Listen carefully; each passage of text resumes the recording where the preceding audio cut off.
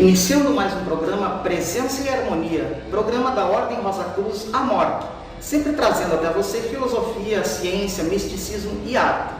Hoje nós fizemos questão de gravar diretamente da Biblioteca Alexandria, aqui na grande loja de língua portuguesa da AMORC, em Curitiba, porque nós vamos dar continuidade ao assunto que nós estávamos abordando na semana passada, com o nosso querido Frater Elias aqui presente, acerca da viagem ao Egito que os Rosa Cruzes fizeram este ano. Vamos falar disso?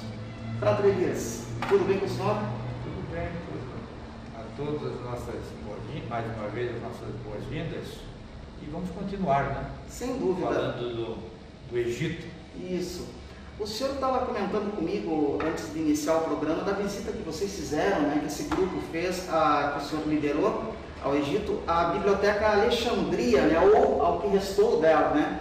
Que sem dúvida é um marco na história cultural do mundo. Então eu gostaria que nós começássemos, né, o senhor principalmente, falando do que representa a Biblioteca Alexandria, como é que foi essa visita, enfim. Frater Jamil, realmente para nós foi uma alegria muito grande essa visita à Biblioteca Alexandria. E, de certa forma, até vamos dizer assim, não estava prevista esta visita, né?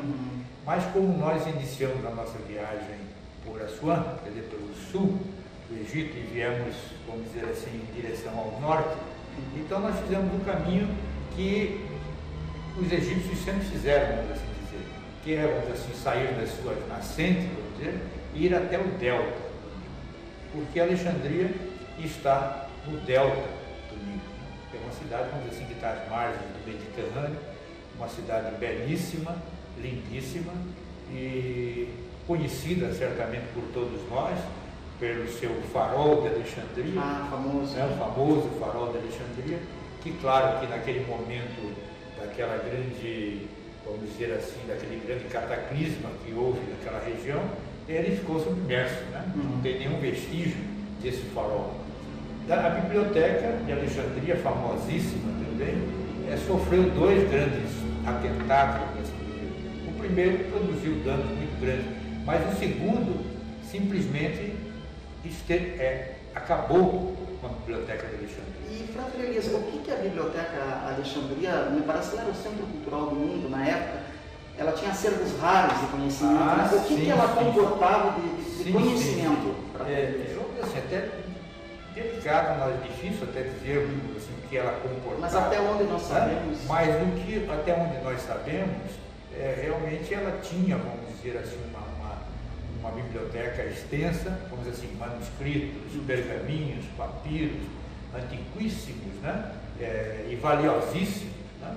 Porque eram referências, possivelmente pesquisas de muitos e muitos anos, e realmente uma riqueza da humanidade, dá um patrimônio da humanidade.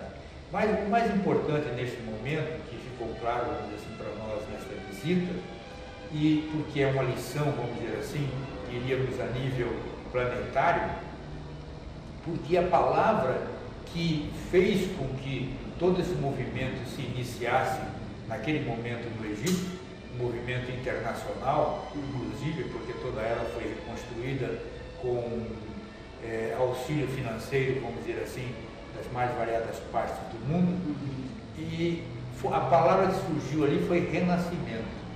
Quer dizer, nós vamos executar esse trabalho para fazermos o renascimento da Biblioteca de Alexandria. Para nós, essa palavra foi uma palavra-chave, não é? Chave.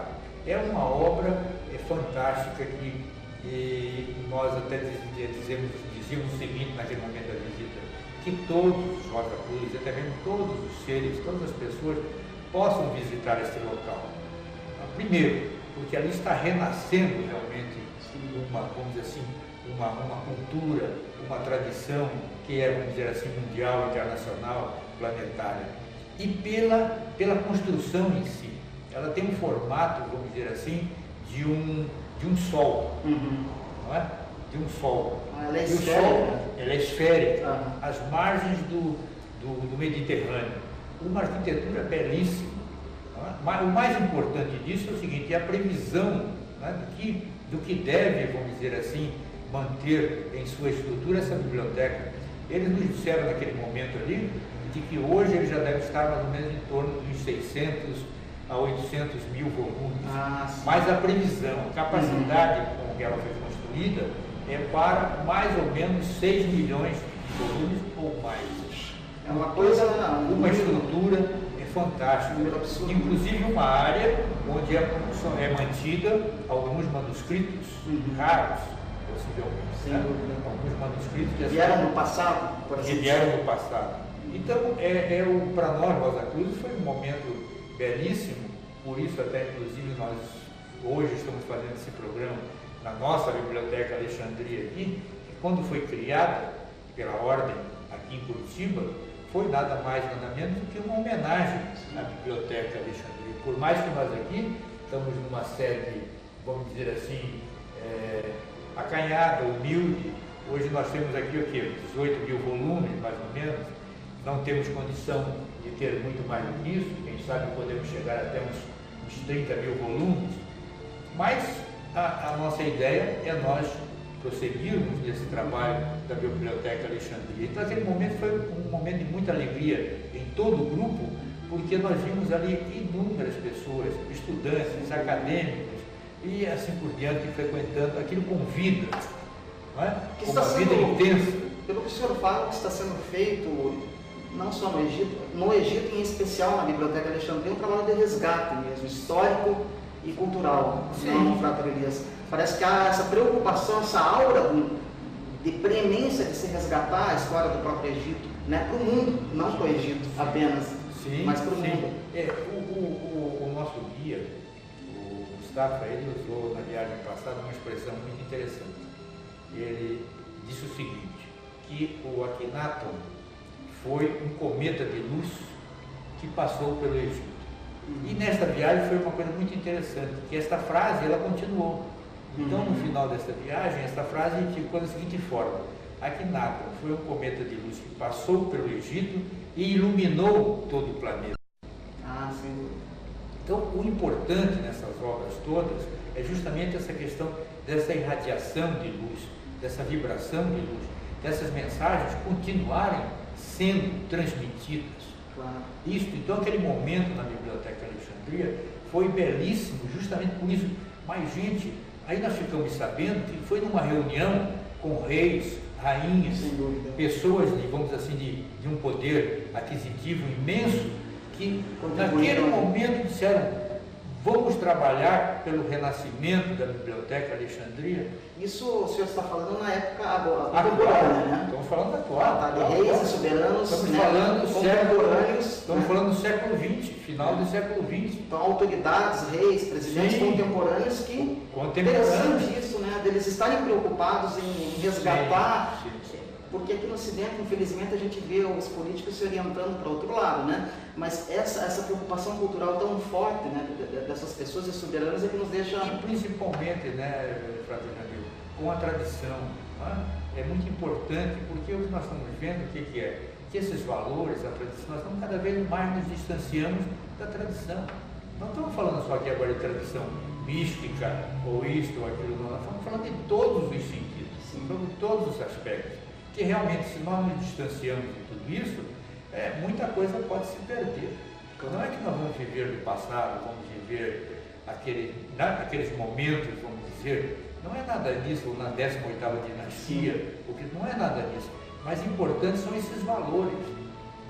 Nós resgatarmos, então essa palavra renascimento naquele momento, né, sair, ser verbalizada por pessoas que estão envolvidas com reinados, com poderes econômicos e tudo, é algo, vamos assim dizer, altamente motivador e construtivo. Então nós temos que ter em mente que nem tudo está perdido, não é bem assim não, por mais que às vezes nós tenhamos notícias desagradáveis, etc., mas o mundo continua sendo cada vez mais iluminado. Para nós, essa viagem nos deixou isso muito claro. E possivelmente, se visitarmos outros lugares do mundo, nós vamos ter a mesma mensagem, possivelmente. Então, para nós, isso foi muito importante. Imagina, nós poderíamos falar até do ponto de vista místico, numa ressurreição do espírito da época, não da época em si, como disse o senhor, não é a questão de voltar no tempo, né? Mas de valorizar o espírito que vivificou, né? Que animou aquelas pessoas a criarem esse centro maravilhoso de cultura. Creio, o senhor me corrija se estiver errado, eu creio que o nome Alexandria vem de Alexandre Magno, Alexandre o Grande, né? Que dominou toda aquela região e discípulo de Aristóteles e que queria fazer um complexo cultural. Ela foi construída por um pedido de Alexandre. Alexandre, quando viu aquela Bahia toda, se encantou com tudo, e o pedido dele foi que, se ele não pudesse fazer em vida, que se fizesse ali uma grande cidade. Olha só. Então, como não foi feito por ele, foi feito depois, então praticamente se deve, foi uma homenagem ao Alexandre. Por isso Alexandria. Então é uma alegria muito grande nós estarmos vendo tudo isso. Isso transcorreu em todos os momentos da viagem. Nós estamos falando aqui agora de Alexandria, porque nós estamos na Biblioteca Alexandria, da nossa querida Ordem Rosa Cruz, e que quando nasceu também foi com esse pensamento, de prestarmos uma homenagem à Biblioteca Alexandria, naquele momento. O Frater agora há pouco falou a coisa do espírito, mas na verdade é essa. Para o espírito, realmente para, vamos dizer assim, para a luz em si, não existe espaço e tempo. Não é? Transcende, supera tudo isso. Sim. O que nós estamos apenas hoje é cada vez mais confirmando a importância disso, a importância da espiritualidade. Claro. É isso que é importante.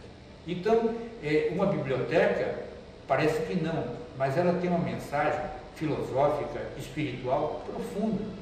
Muitas vezes nós ficamos só no cultural, mas quantos de nós não fomos movidos, por exemplo, ao lermos um livro quando pequenininho, lá com uma mensagem, por exemplo, de Monteiro Lobato?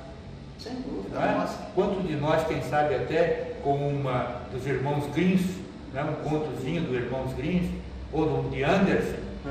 Quantos de nós não fomos movidos? Então o livro contém em si também uma força espiritual muito grande. Alan Rosa Cruz diz que as bibliotecas são templos, não deixam de ser templos de saber, e até de vivências espirituais, porque não, né? Sim, não tem a menor dúvida. Então, isso está ficando, foi realmente, olha, uma lição de vida, de confiança, de espiritualidade, e vamos dizer assim, de realmente de crédito, vamos assim dizer, né? Pelo futuro.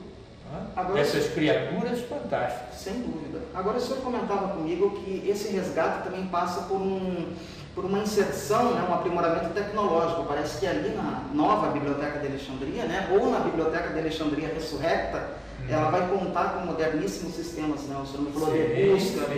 Então vai haver, digamos que a aura do passado, mas com o que nós temos de melhor em termos de tecnologia, em termos de pesquisa eletrônica. Sim, não tem a menor dúvida. Possivelmente interligados a outras grandes bibliotecas pelo mundo todo, via internet, via online, tudo isso. Então, o que a gente vai sentindo que há cada vez mais uma interligação, vamos dizer assim, das nações, das culturas e tudo mais. Não é só a globalização no sentido comercial, como alguns dizem. Na verdade, cada vez mais, nós vamos sentindo que a interdependência dos povos é uma coisa profundamente real, e precisa ser avaliada entre nós. Então, ninguém é mais do que ninguém. Nós sempre temos alguma coisa que podemos oferecer ao outro, seja a nível pessoal, seja a nível grupal, ou até mesmo a nível de nações. Então, isso é fantástico.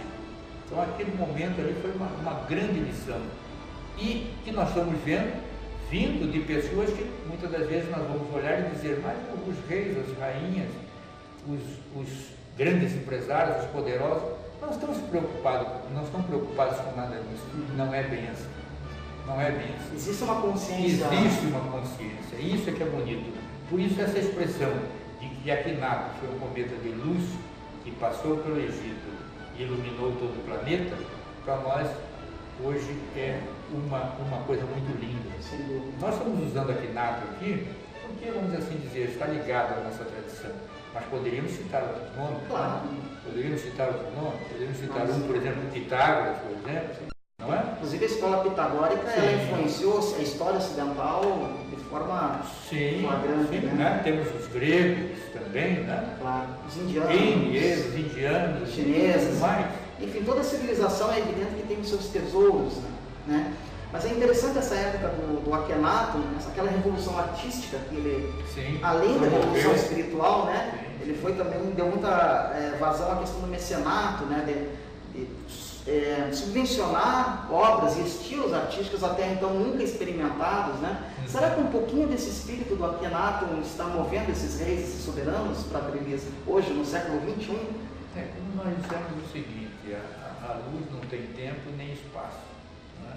Desde que a nossa mente, o nosso coração se dispõe a ser iluminado, essa iluminação se faz, não é? Então ela vem de muitas e muitas direções.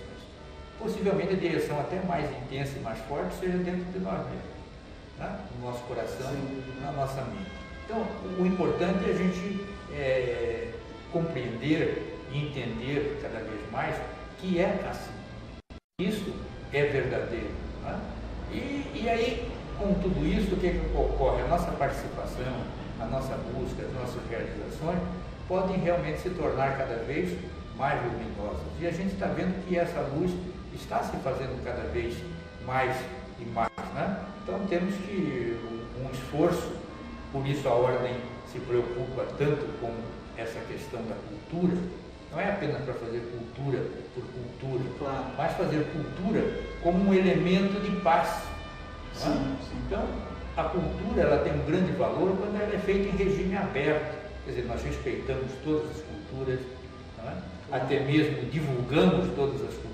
De uma forma não dogmática. Não dogmática. Cultura não dogmática. Isso, porque através disso é que realmente você vai, vamos dizer assim, difundindo, e a luz, a paz, etc., vai acontecendo com você.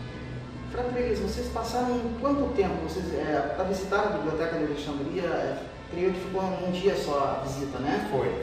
E dali vocês seguiram para... Foi uma tarde. Não, isso praticamente foi a nossa última visita. Ah, que bonito. Fechou então? Fechou. Nós saímos do sul e fomos até o delta do Nilo, então fechamos a viagem. Aquilo que eles chamam a viagem pela coluna dorsal, né?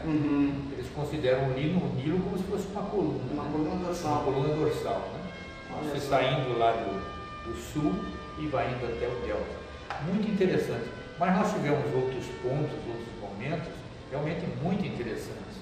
Falamos no programa passado da importância dos templos, mas não vermos os templos apenas como templo no sentido, vamos chamar assim, espiritual apenas, mas também essa parte cultural, essa parte do conhecimento que ali era transmitido. Até chegamos a usar a expressão da vez passada de verdadeiras bibliotecas em pedra, ou verdadeiras bibliotecas de pedra. Sem dúvida. Porque você visitando e vendo tudo aquilo ali, e à medida que as pessoas que dominam, né, a leitura dos hieróglifos, dos símbolos e tudo mais, a gente vê a riqueza de detalhes que tem naqueles ambientes. É uma coisa que, pelo que o senhor falou, está em perpétuo descobrimento, né? Quer dizer, a cada dia novos elementos, novos dados vêm à luz, vem a lume no Egito. Parece que o mundo anseia por um conhecimento que hoje está voltando, né? Uma outra notícia muito boa que nós tivemos também no Egito, porque o Museu do Cairo, essa é uma informação que já de algumas vezes nos foi passada, de todos os objetos que tem no Museu do Cairo, parece-nos que eles não conseguiram ainda fazer uma leitura, diria até uma aproximação desses objetos de 10%. Puxa. Então existe ainda uma riqueza de informação imensa desse material todo. Então eles estão construindo um novo Museu do Cairo. Está sendo feito um novo espaço. Está feito um novo museu, que é justamente para aquele material todo que está ainda em depósito, guardado, etc., possa realmente vir à luz, como nós podemos dizer hoje, né? Possa renascer, possa trazer também um renascimento para todos nós. Então são coisas, a gente vai vendo que realmente nós estamos vivendo num mundo em que as coisas estão acontecendo, não é? Em que a luz está se fazendo para que cada um de nós possa tirar as suas conclusões. Não é? Porque à medida que nós chegamos a uma compreensão maior, colocamos um pouquinho de mais luz nas nossas dúvidas, a paz vai se fazendo, ela vai naturalmente acontecer. Não? Claro, é um processo gradativo de expansão da consciência, né? Por meio não só desses movimentos internos, aos quais o senhor se referiu, né? Essa questão do ensimesmamento, da meditação, mas também por meio de toda essa estrutura maravilhosa, como a Biblioteca de Alexandria, os templos egípcios, também os templos, a história chinesa, indiana, quer dizer, esse acervo cultural que nem sempre esteve recebendo tanta atenção como hoje, né? Então, não deixa de ser uma época privilegiada que nós vivemos. Sim, até mesmo porque a questão é de acesso, né? Quer dizer, nem sempre nós temos acesso a tudo isso. Né? Então, é uma coisa que realmente nós precisamos valorizar e como o Frater estava colocando, hoje, com toda essa tecnologia que existe, possivelmente daqui mais um pouco, nós vamos ter muito desse material, desses manuscritos aí, né, com um determinado acesso, possivelmente até via essas bibliotecas, quem sabe mais reservadas, mas via internet. Né? Sem dúvida. Certo? E isso tudo está caminhando para que isso ocorra. Até mesmo porque cada vez mais um número maior de pessoas tem o domínio, vamos assim dizer, sobre essas línguas que nós chamamos de mortas. Claro, claro. E quem sabe também é uma outra coisa que nós precisamos rever daqui a pouquinho, não é? Porque nos parece que elas estão tão cheias de vida que a gente precisa ver bem até que ponto a gente tem até o direito de dizer línguas mortas. Condená-las, né? A um sepultamento eterno, né? Mas é muito interessante. Frater Elias, eu sei que esse assunto é um pouquinho mais restrito, mas tem como o senhor nos falar um pouquinho, ou melhor, falar para eles ali, né, que nos acompanham, os telespectadores do programa Presença e Harmonia, de forma superficial, é claro, o que é a dimensão mística dessas viagens ao Egito? O que ela comporta? São vivências, meditações que são feitas ali pelos Rosa Cruzes. O que o senhor poderia, assim, de uma forma, claro, que leve, né, porque se referem a trabalhos internos da ordem, mas seriam vivências, meditações?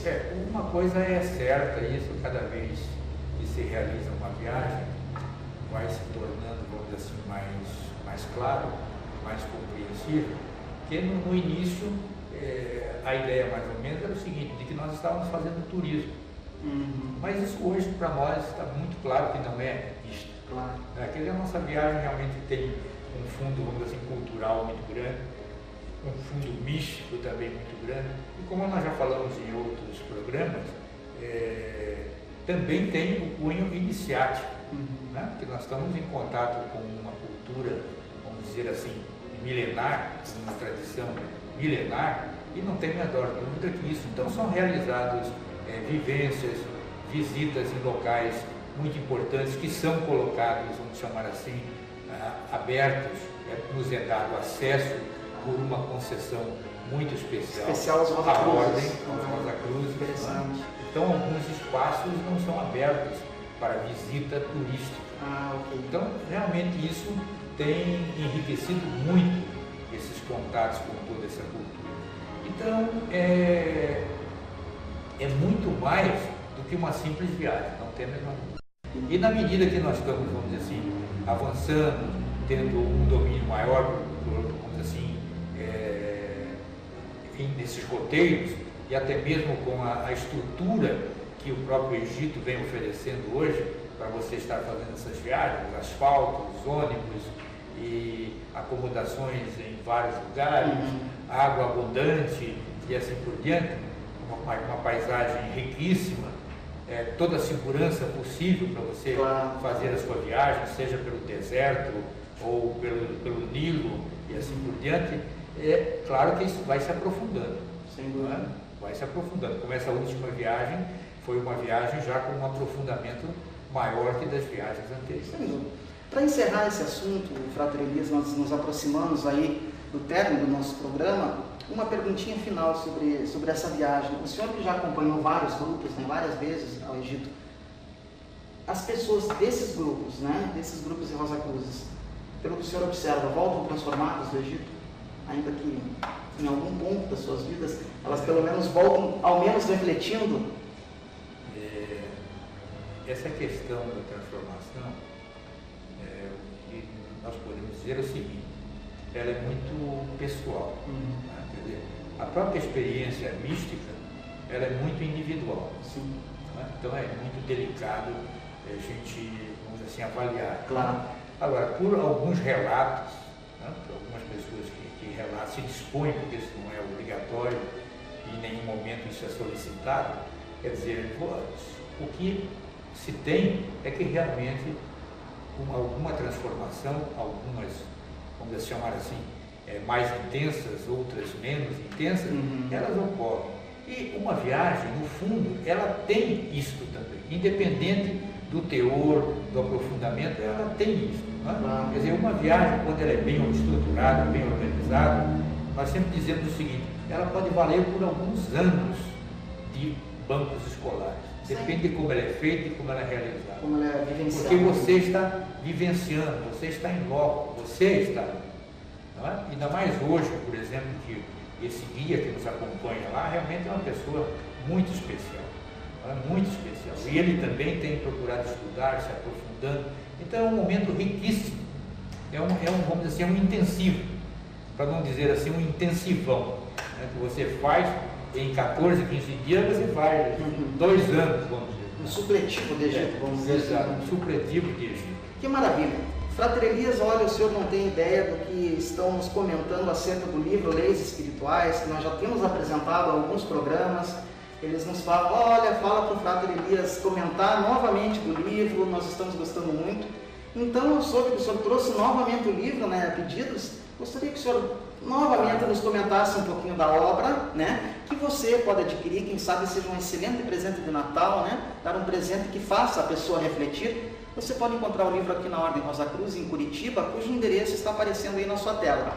Frater Elias, Leis Espirituais que regem a humanidade e o universo. Foi usada uma expressão muito bonita, muito interessante, né? Quer dizer, essa sempre traz consigo. Realmente, essa questão das leis espirituais é inerente a todos nós. Quer dizer, nós sempre a trazemos conosco. Não tem a menor dúvida. Só que muitas das vezes nossos ouvidos estão um pouquinho fechados. Né? Claro. Então a gente não ouve tudo. Sem dúvida. Né? Muitas das vezes são os nossos olhos também que não estão fechados. Também não vemos tudo. Mas elas sempre estão. E esse livro parece que procura resgatar, né, essas leis. Sim, é um verdadeiro, eu diria assim, essa palavra renascimento é muito bonita. Nós gostamos muito dessa palavra. É um verdadeiro renascimento. Então, por isso, nós o temos hoje em mãos, na cabeceira, porque cada, vamos dizer assim, parágrafo é uma lição de vida. Vamos ler para hoje, para vocês, então, mais né? um pedacinho. Com uma mensagem. Não é?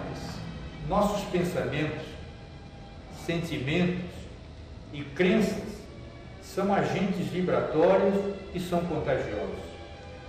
O amor em nossos pensamentos, sentimentos e motivações são infecciosos. Isso quer dizer que nós transmitimos, podem ser transmitidos.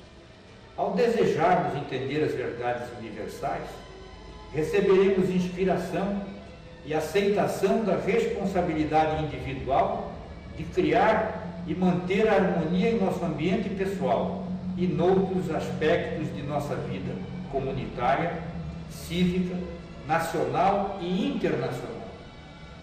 Temos a responsabilidade de permitir que o nosso eu espiritual auxilie a humanidade a desenvolver a compreensão da verdadeira natureza da unidade, da harmonia e da paz.